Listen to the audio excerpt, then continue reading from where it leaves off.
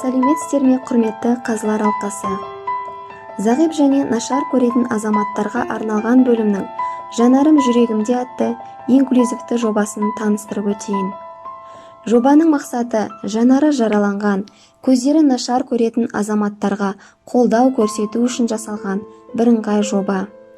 Бұл жобаның арқасында зағип жандар көптеген ақпараттармен таныса алады.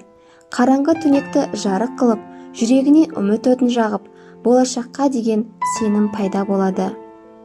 Қазіргі таңда зағип және нашар көретін адамдар көп. Мына дүниенің таңғажайып сұлулығын көре алмағандықтан, олардың жанары жасқа толып, күндері өксікпен өтуде. Біз бұл жобаның арқасында кішкене болса да нашар көретін азаматтарға жәрдемдесе аламыз. Екі көзің шырағы деген тәмсіл бар.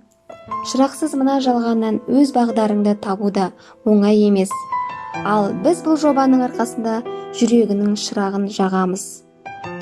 Осы орайда кітапхананың алға қойған мақсаты мен міндеттердің жүйелі жүзеге асырып, жергілікті оқырман қауымға сапалы қызмет көрсетіп келе жатқан кітапханашылар алдағы уақытта да тың жобаларды өз деңгейінде орындап, зағип жандардың жан дүниесін рухани байытуға атсалыса береміз.